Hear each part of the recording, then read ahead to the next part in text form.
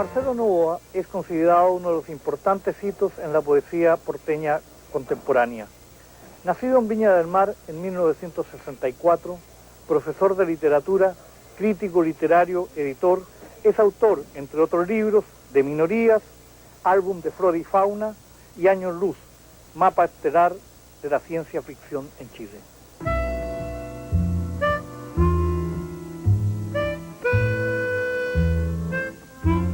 Marcelo, Álvaro Bizama se refiere en la solapa de arte cortante, en la edición del año 2002, a una estética de la derrota. ¿Corresponde esta efectivamente a la visión que los estudiantes de los 80 tenían cuando tú estabas en la universidad? Justamente hay es muy fuerte la sensación de la pérdida de, no solo digamos de la democracia, ¿cierto? Que nosotros que tuvimos que estudiar en plena dictadura, sino también luego digamos la recuperación de esta democracia a manos de personas que nos dejaron fuera del baile. Entonces hay una doble negación. Por un lado, digamos, había un enemigo claro, y luego, digamos, hay más bien, digamos, un amigo traidor. Y por lo tanto, entonces, la sensación queda presente y hay un abandono, no hay una orfandad. Por un lado, no tuvimos la posibilidad, exceptuando el caso tuyo, Juan Luis Martínez, 2 o 3 poetas más, con los que pudimos dialogar. No teníamos la posibilidad de dialogar en los años 80 con las generaciones anteriores, fluidamente, como se hacía en los 70, y luego nos encontramos con que aparecen después los años 90, y luego el 2000, y ya esto es un sálvese quien pueda, de becas, ¿cierto?, de concursos y de ninguneo. Entonces, por lo tanto, en mi poesía está muy fuerte eso. Entraste a los 80 con 16 años de edad, por lo tanto, es tu generación.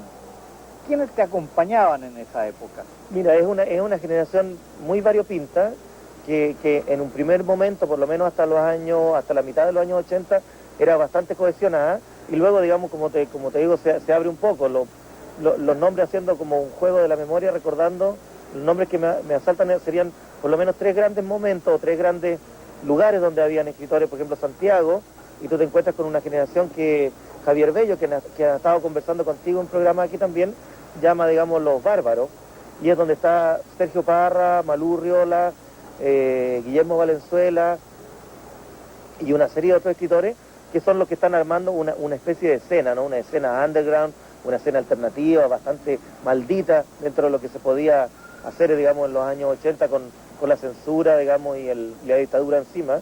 Y luego, digamos, existen en las regiones diferentes experiencias. Por ejemplo, estamos nosotros, el trabajo de Trombo Azul en Valparaíso, que hay una serie de personas que, no siendo directamente del grupo, coexisten con nosotros desde los años 80, Álvaro Báez, Pablo Araya, Sergio Madrid, junto, digamos, con Víctor Rojas y con Sergio Salde. Víctor Rojas, perdón, el poeta nacido el año 59, me decía. El año 59, justamente. Exacto. Estaba pensando en nombres de gente de Valdivia, Andrés Arduantes, por ejemplo. Yanco González. Yanco González, un tremendo nombre, claro, innovador. Que era el poeta más joven que se asociaba a nosotros. Después aparece gente como Jaime Luis Buenún, ¿cierto? Un poeta huilliche, pero con una clara intención, digamos, de romper esta poesía étnica y abrirla hacia un mestizaje.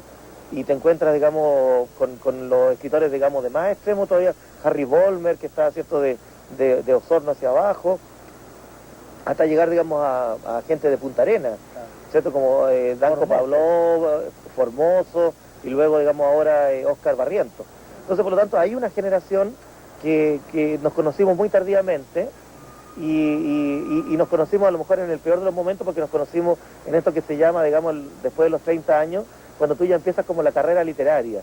Entonces ahí hubo un momento que yo lo lamento mucho, digamos, porque estas amistades que se arman para siempre cuando tú tienes 18 años, como bien dices tú, son estas amistades más bien de los cachorros, ¿no? Del vagabundaje, de las personas que están recién iniciándose, que no tienen nada que perder y mucho que ganar.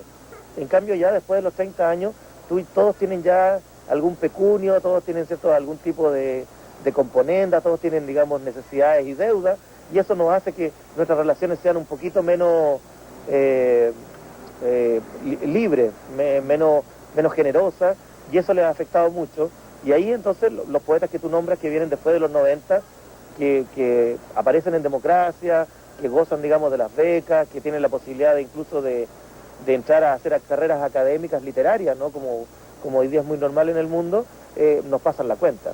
Hay otra parte en tu carrera que es poco conocida para el gran público y que es la época en que tú trabajas en Santiago, en la Cámara Chilena del Libro, como tú bien dices por ahí, armando y desarmando ferias por todo el territorio nacional. Yo sé que tú eres un hombre de letra y lo vas a entender, digamos. Primero es que conocer de primera mano a esta verdadera, a la comedia humana que representa el mundo literario. O sea, tener la posibilidad de estar, digamos, con Juvencio Valle, que en ese momento tenía 98 años, o con Bolodia Teitelbaum, que ya tenía 70 años, y al mismo tiempo con los poetas más jóvenes, o con los escritores del momento, ¿no? Esta espuma literaria, digamos, del bestseller. Y por lo tanto, estar con ellos constantemente, viajar a ferias, tener que compartir desayunos en hoteles, de repente tener que encontrarse con que teníamos que hacer, digamos, el trabajo de circo pobre, ¿no? De ir a lugares y salir un poco, literalmente a vocear, que aquí estaban los escritores, toda la actividad, me permitió, digamos, un conocimiento humano de lo literario de muy primera mano, que me ha hecho, digamos, como hoy día, digamos, como un misántropo literario. O sea, hoy día, digamos, como yo creo que como nunca amo los libros, no así, digamos, a los autores de los libros. Y eso para mí fue una experiencia. Y la otra, digamos, que fue muy, muy interesante, y esta cosa de ser como un poco lo que dice Bolaño, estos detectives salvajes, porque esta cosa de ir armando y desarmando ferias, ¿cierto? Llegar a un lugar y pasar secretos, hablando con el taxista, o hablando con el tipo, el encargado de los stands, o hablando con el mismo público con que te encontrabas, y darte cuenta un poco como el pulso, ya de los años 90, por dónde venía la mano para la cultura. Para mí ha sido muy, muy interesante, porque uno se da cuenta que existe mucho respeto por la actividad cultural, pero al mismo tiempo hay mucha desinformación. El acceso a la cultura cada vez es más restringido. La gente en este país ama la poesía. Yo tuve la oportunidad de estar en eventos memorables, ¿no? En Talca, en Temuco, en Valdivia, y la gente se agrupaba solamente por el placer de oír, ¿cierto?, la voz humana de un poeta, pero al mismo tiempo esto sucedía en un marco que a lo mejor ya no era el propicio de la poesía, que era el marco de una feria de libros, ¿no? De un evento comercial que tenía mucho de farándula. Entonces, por lo tanto, ahí uno nota que algo nos pasó también. En todo caso, me parece que estas ferias aportan algo a la atención del público hacia el libro, y eso es importante. Y por otro lado, Marcelo, cuando a ti te encargan la gestión de una feria, quienes lo organizan es gente que no viene del campo literario. Así es. De manera que quiere contar en sus filas aquellos autores que, teniendo o careciendo de calidad literaria, figuran en los medios de comunicación. Exacto. Y muchas veces uno, como colega, es el que tiene menos acceso a ellos, son las editoriales. Exactamente. Eso ocurre. ¿Tú has notado que hay un divorcio entre lector y escritor en estas últimas décadas? Yo creo que sí, yo creo que ha pasado en los dos extremos. Ha habido un movimiento de alejamiento. Uno se encuentra, por ejemplo, hoy día con muchos lectores que a través, digamos, de los medios de comunicación masiva, pensemos, digamos, en el caso de un blog o internet, ¿cierto? Ellos sienten que tienen el derecho a expresarse verbalmente. Y por lo tanto, entonces, hoy día, digamos, es muy difícil, por ejemplo, en el terreno, digamos, de internet, distinguir a un autor de verdad, a una persona que se dedica como hobby, o que simplemente, en alguna medida, digamos, da cuenta de un diario de vida electrónico. Entonces ahí, por ejemplo, ha pasado algo, digamos, que con respecto al respeto del oficio, ¿cierto? Esta persona que se dedica de por vida, que lee, que escribe, que corrige, que mantiene una vida atenta, ¿no? Una concentración respecto a las palabras y a lo que implica ese universo de letra, con esta otra persona que más bien practica una especie de hobby o deporte casual, ¿no? Esta soltura de la mano o del teclado para escribir. Hay otro aspecto, Marcelo, en tu trayectoria. Durante los últimos años te has dedicado a reunir aquellos autores que yo diría que se llaman autores de ciencia ficción. Cuando tú haces una editorial, o claramente tienes un afán comercial, ¿cierto? Quieres publicar libros y que estos libros sean bien hechos, tengan un control de calidad y una llegada al público y que se vendan y que los autores, por lo tanto, comiencen, digamos, también a recibir su natural ganancia por su trabajo. O haces esta otra cosa que se llama hoy día, digamos, muy ciúticamente, ¿no? Los españoles se llama como editorial boutique, ¿no? Una editorial en la cual tú eliges con pinza autores o temas y tú desarrollas eso, ¿no? Pensemos, por ejemplo, el caso de Ciruela, que ha desarrollado todo un trabajo recuperando textos que van del siglo XV al siglo XIX, que estaban perdidos en las bibliotecas y que hoy día, digamos, conforman una bellísimas colecciones. Entonces, en alguna medida en eso yo me di cuenta, por ejemplo, que la ciencia ficción y la fantasía me habían acompañado toda la vida, había sido una lectura permanente, tanto infantil y adolescente, que es el momento en que, por lo general, todos tenemos cierto enamoramiento con este tipo de literatura, de la fantasía, de la anticipación, y me di cuenta que, por ejemplo, que existía un enorme vacío histórico y bibliográfico sobre gente que había dedicado a lo mejor incluso toda su vida a trabajar en estas áreas. Y entonces, por lo tanto, inventé Puerto de Escape, ya vuelto a radicar en Valparaíso, y en el fondo lo que quise hacer fue una pista de despegue y un campo, digamos, de aterrizaje para todos estos autores que, tanto los que están escribiendo hoy día como los del pasado, se pudieran comunicar entre ellos. Ahí en esas antologías, porque yo creo que has hecho dos. Exactamente. Dos recopilaciones. Hay autores que son bien importantes en esta área. Uno de ellos es el quillotano o limachino Meyer, Fray. Sergio Meyer, claro. Sergio Meyer, yo digo Frey o Fray. Claro. Pero también hay otro autor que nace acá no nace en Valparaíso, nace en Linares en 1906 y que fue conocido por ser el cocinero que se levantó con la escuadra. Exacto, en Coquimbo, don Manuel Astica Fuentes. Don Manuel Astica Fuentes. Ahí, por ejemplo, se pasa una cosa muy linda. Por ejemplo, yo y tú tuviste también más que yo la oportunidad de... Lo conocimos porque él fue un personaje de sociedad de escritores, ¿es cierto? Él fue un escritor gremial. Yo tuve la oportunidad en los años 80, con él ya muy mayor y bastante deteriorada su salud, de que él seguía, digamos, andaba regalando, ¿te acuerdas? Sus charlas sobre Cervantes, andaba organizando encuentros. Nosotros hicimos una actividad muy linda, que le pusimos alegato, que fue un homenaje a Pablo de Roca, y logramos que él viniera, que era una de las personas que lo había conocido, lo había frecuentado en sus andazas porteñas a este poeta, pero nunca tuve en el momento la conexión, porque a veces pasa, ¿no? Los secretos de estos escritores y de su escritura fantástica, de que él había sido el primer autor, y así está datado en la literatura chilena, que trató el tema de la Atlántida, con su libro Timor. Que era una novela de ciencia ficción. Absolutamente, así, claro. Es una novela absolutamente fantástica, ¿cierto? Que además tiene un comienzo cinematográfico, y uno aprovecha que estamos en televisión para pasarle el dato a nuestros amigos audiovisualistas. O sea, imagínate una novela que comienza el puerto de Valparaíso, años 40, y viene entrando un barco a la bahía, pero el barco viene solo, viene sin tripulante, llega hasta acá, se detiene, y cuando lo aborda, digamos, esto, la gente de la Armada para revisar qué pasa con este barco, se encuentran con que en la bitácora está escrito, y la bitácora está escrita hasta hace un par de semanas antes, y ahí nos enteramos, digamos, que los marinos se han quedado a vivir en la Atlántida porque habían encontrado un mundo perfecto, y por lo tanto el barco ha venido a contarnos la historia de nosotros.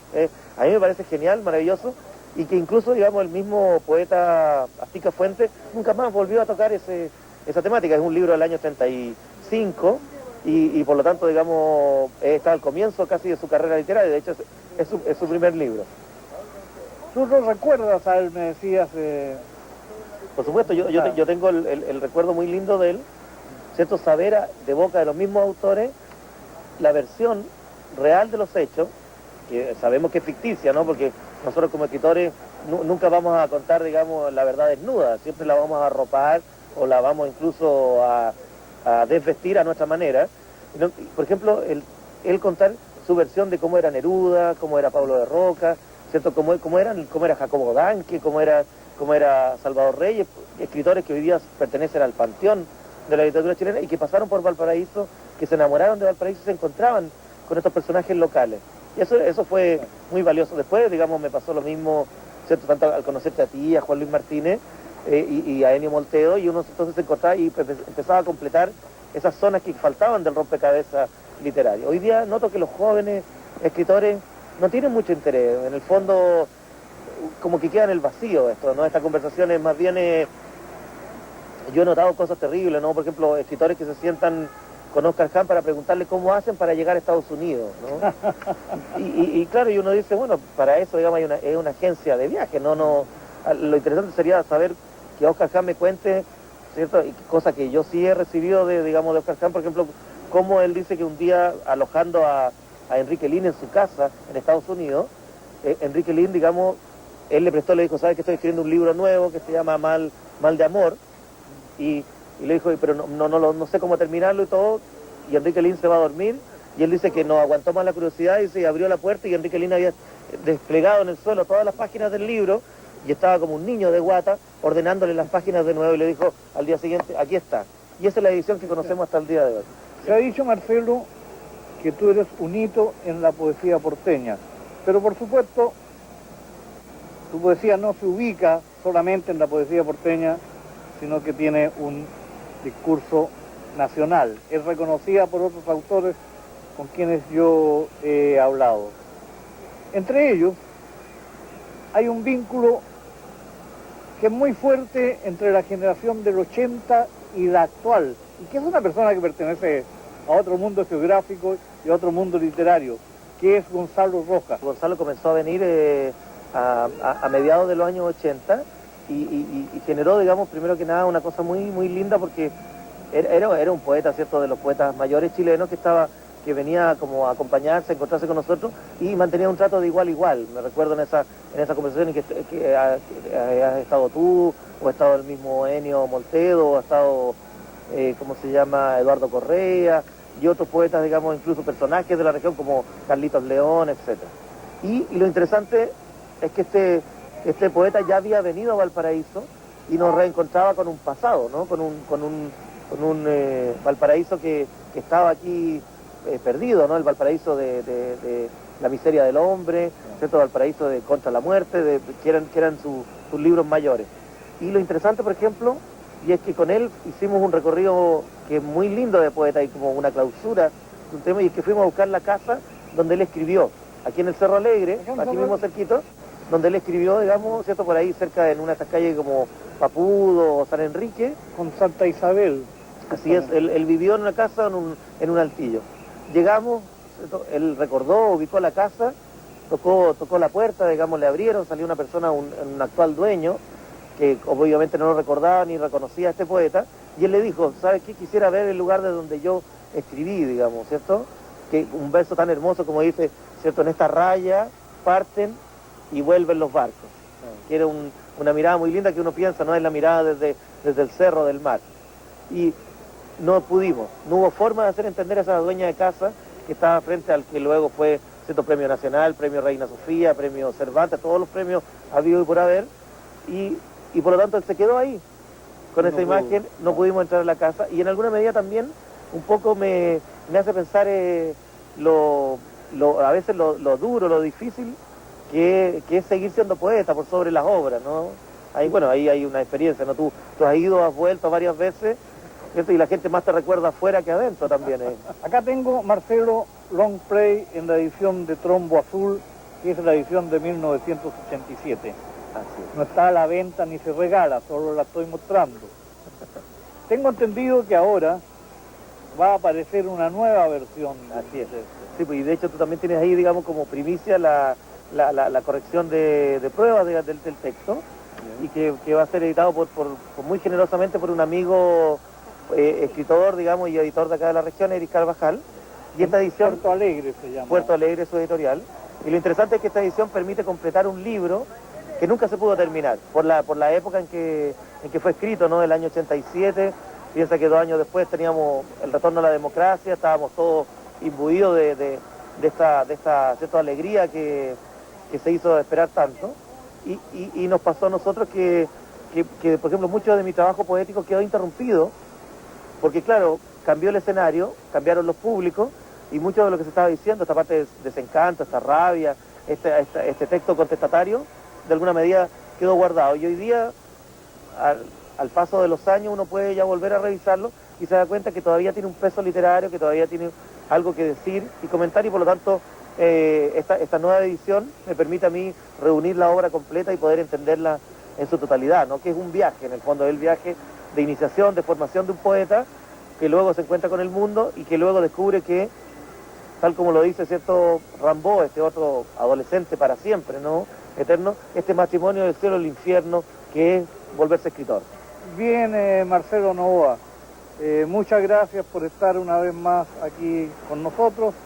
No te doy la bienvenida a Valparaíso porque tú vives aquí en el Cerro de los Placeres, pero sí me saco el sombrero en tu homenaje y espero estar pronto contigo en otra actividad. Muchas gracias. Gracias, Juan, es un honor y un placer siempre poder conversar contigo.